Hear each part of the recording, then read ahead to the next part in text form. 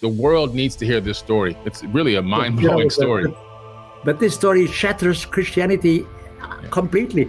Just imagine somebody would open the tomb of Jesus, and there we would find the body of someone and some inscriptions that he was dead and that, which would be a catastrophe for Christianity. So nobody has an interest to open this tomb. Nobody wants to have a religious war. I've only heard one person ever talk about this, and they only had a very surface understanding, but the place is called Srinagar, Kashmir, the real Jesus tomb. Where's that located, and what is this all about? Well, Srinagar is in the highland of Kashmir. Kashmir is part of India. So it's far up there, roughly more than 3,000 meters high, I think. And there are different temples. One of the temples near Srinagar is called Martand. I mix them, Martand. And then the problem is in Srinagar, there is a tomb of Jesus.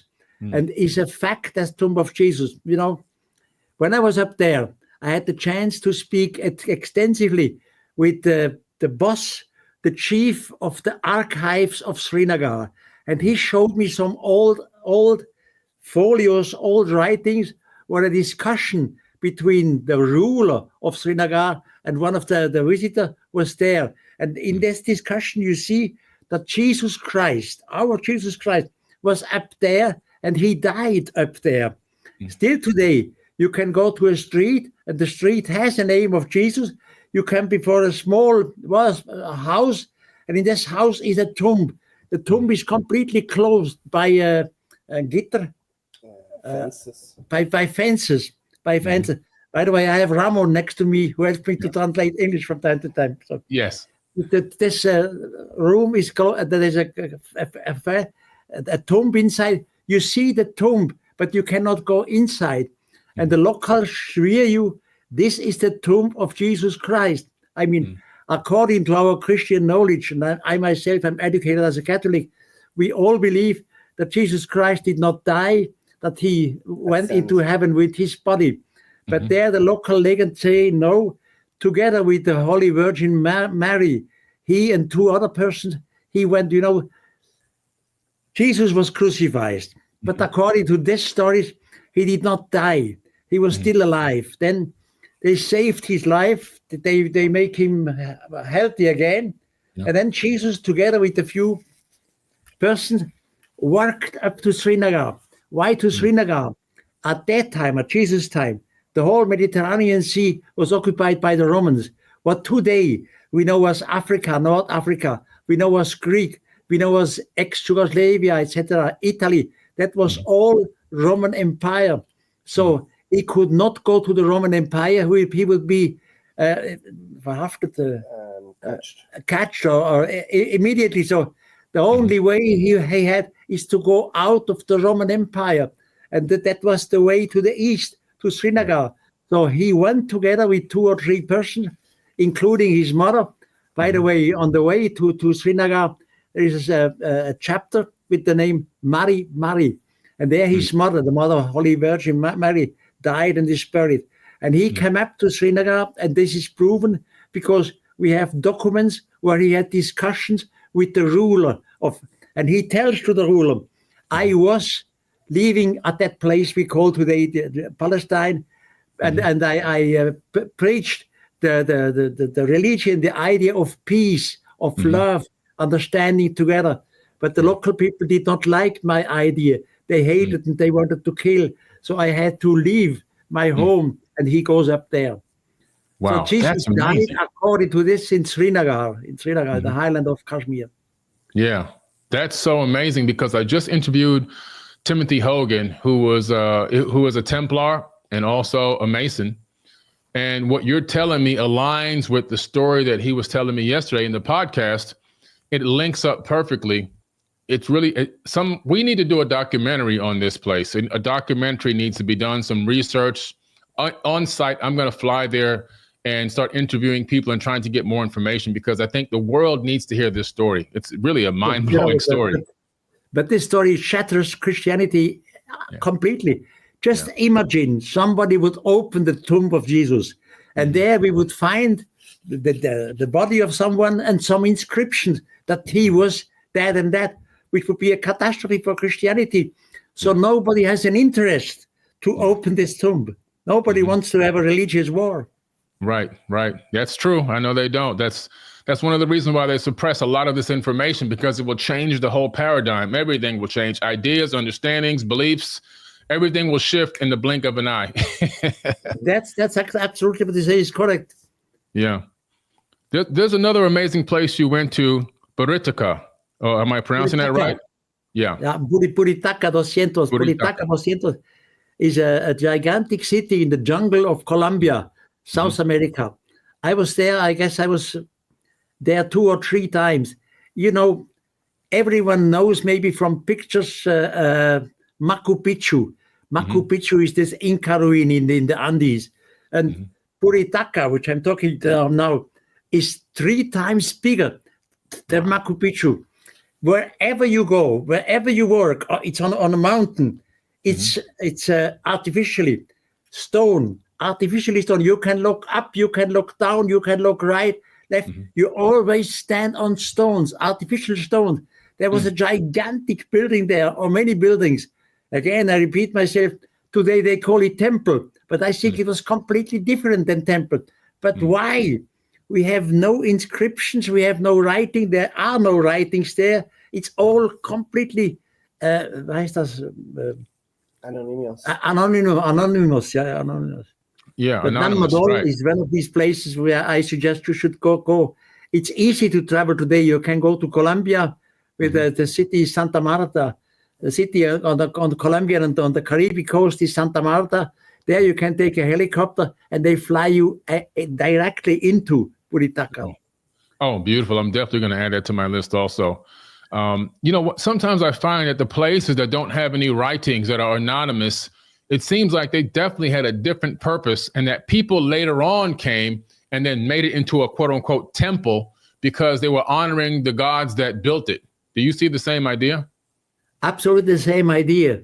But the problem is, you know, our world was destroyed many times. That's not Erich von Däniken's idea. This you can read, for example, in Plato, the Greek historian Plato, 2,000 years ago.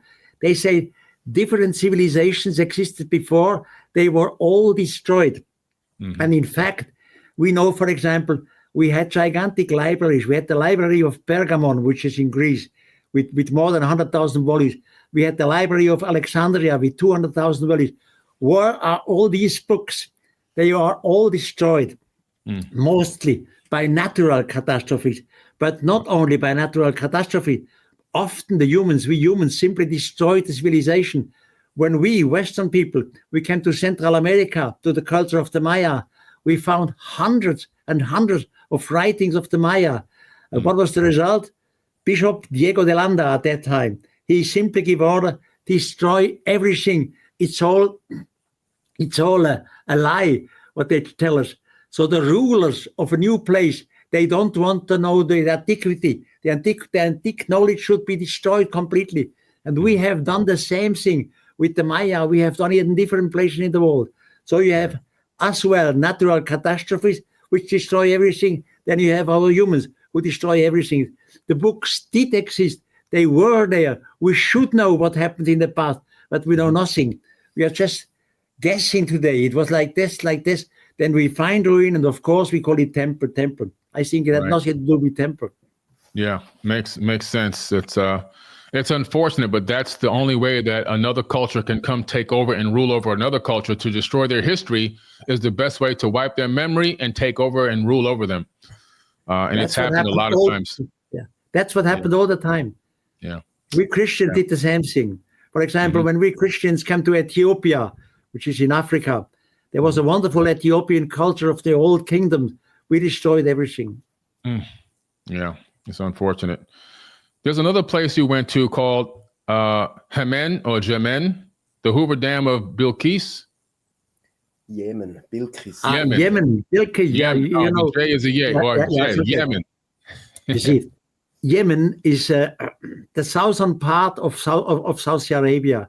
There is a land with the name of, in Germany we call it Yemen, and there the queen, today we call it the Queen of Shaba, Queen of Sheba, was leaving, the Queen of Sheba, and the locals called her Bilqis. And we have reports, definitely from Ethiopian sources, that King Solomon was in love with her, and King Solomon visited her in today's Yemen several times with his flying machines. And that's not just imagination, because in the old Arabian text, they tell us how fast Solomon's machine were, that they on one day they made the route of many other days when you were on foot, and he was flying over the city. He was flying over the obelisks. The obelisks were shattered. The buildings were shattered. So King Solomon definitely had a flying machine, and he visited the Queen of Sheba, Bilqis, in today's Yemen several times.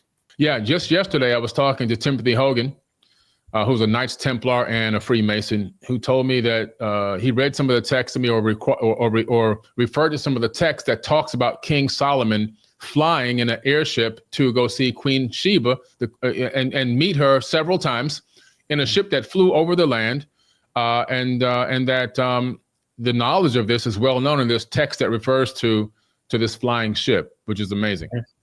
Yes. Yeah. This is, this is the knowledge which they have over there. We in the West, we hear nothing. And when we hear something, only a few people here, we call it mythology, we call it legends. But it was fact, it was truth. Because not only King Solomon's flying machines were described, even the speed which they had, and the city, the ways, the route, where they were flying, which city he overflew, etc. So we have the details. It's not mythology. It was once reality. Yeah. Is this information in the holy book of the kings of Ethiopia? Yes, that's called the book is called Kebra Negest. That's the story of the kingdoms of Ethiopia. Wow. I need to get that book immediately. I have to find a copy. There is an English version. I know an English version. Okay. You will find it. You will find it in big libraries. You will find it. Okay. Thank you. I will get that immediately. I'm learning. What I love about talking to you, Mr. von Daniken, is when I talk to you, I learn something every single time. Oh, thank you. Thank you for the compliment. Yeah, that's the best, because I talk to a lot of people, and sometimes you pick up some information, but like you're just a wealth of knowledge. You're a walking library. And so it's an honor, man, because I'm getting so much new knowledge now. I'm going to go research for another 10 years. Okay. Also, what do you know about these worldwide underground cities, and why did people need to go underground? This is a great question. The world is full of underground cities. Mm-hmm. The most known here in Europe are in Turkey. They are called Derinkuyu and Kaymakli. These are two cities with 13 stories beneath the earth, and they are linked together with tunnels. Some of these tunnels are more than 8 kilometers long.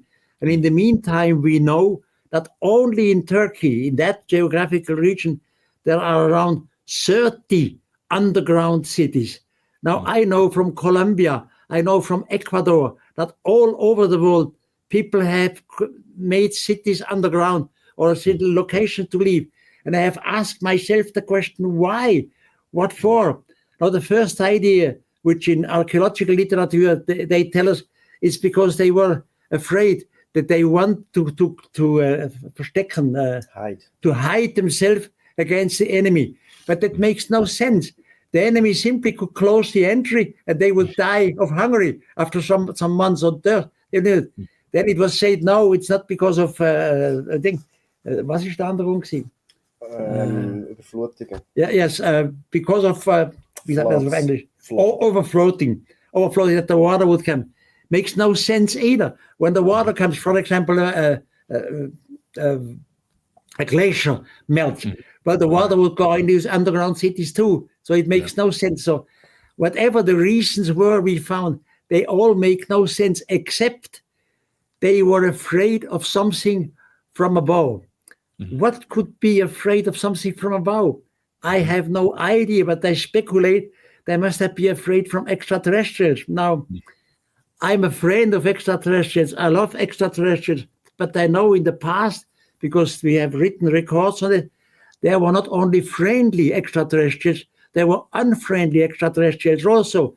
In the old writings, we have descriptions of the war between extraterrestrials, one group against the other group, etc. Extraterrestrials fighted against each other, even with atomic bombs. Because in some of these writings, they write that even the unborn child died in the womb of the mother, unborn child, because it all was poisoned. And they describe atomic bomb because of the lightning and all this. So I guess our ancestors worldwide were afraid. That was the reason why they went underground, because every other reason, capturing water makes no sense. But to be afraid of somebody and wait makes a certain sense. Yeah, right. You know, I just came back from Göbekli Tepe, Karahan Tepe, Derinkuyu. And when I was down inside of Derinkuyu, I recognized the extreme level of sophistication and the amount of effort it would take to build that. They try to say that Neolithic people had something to do with building this. It's impossible, because when you understand the amount of mass of soil that need to be removed and volcanic rock that need to be removed to build that, you have to have advanced knowledge that it's going to work. Because if you build it wrong, it's going to collapse and you're going to die in there. Of course. So these people built it. There's no evidence of any collapse. They knew exactly how to disperse energy and weight loads so they can build this thing that huge and that deep, which means they had a sophisticated understanding of mathematics, and they knew that it was going to work before they built it, because you can't take the resources of a civilization to build something that might fail. So it tells me right away, advanced knowledge. That's what I feel. Definitely. I fully agree with you. Advanced knowledge means planning. Planning, something like engineering. Now they tell us that Stone Age people did it. Stone Age people had no planning, had no engineering. You have to calculate, as you said before, because there are not only rooms, there are connections between the rooms. There are different stories, etc. Planning is engineering. Engineering means writing, designing. And they tell us was made by Stone Age. Forget it. We have to rethink all this. But they don't like to rethink. You know, our society is so proud and so stupid. We think we are the greatest. We are the best one. Let me add this shortly. Generally, in our society, we have two groups of humans living here. One group is sure everything was made by God, the Almighty God. He created everything, the flowers, the plants, the trees. But as crown of creation, he made us. And the other group is scientific, say, no, it's all evolution, mutation, but we are at the top of evolution. Have you ever remarked that in both cases, religion, the crown of creation, evolution, the top of evolution, we take ourselves as the most advanced, the best of all them? We have to become humble a little more and learn we are nothing special. We are one of the thousands and thousands of civilizations out there. There were civilizations who were here. We had contact with them. I'm a specialist in them. We have been visited by beings from outer space many times, and I even go further and say, today they are here again. They observe us. So why does this knowledge not go to public? The public is afraid of it. When a scientific group would announce we are not alone, we say, hey, extraterrestrials, is everything wrong? We have been learning before. Will they kill us? Will they enslave us? Will they steal our raw materials? What do they want from us? So we are afraid. The time has to be prepared. The time has to be right before such a knowledge can go to the public. And slowly, the spirit of time is changing, slowly. Yeah, absolutely. The spirit of time is definitely changing. This has been an amazing podcast with you, Mr. von Daniken. Tell people what website they can find you on and where can they buy your books. Daniken.com. Daniken.com. Daniken, like my name. Daniken.com. That's all. Yeah, there you find everything. Okay, beautiful. We'll link that, Daniken.com, in the caption of this video and in the audio as well. And we'll make sure we share this information with everybody and give you some copies of the video as well so that we can share it and get everyone to go to your website. And make sure you guys go out and get Erich von Daniken's books and all of his information, because he's a wealth of knowledge.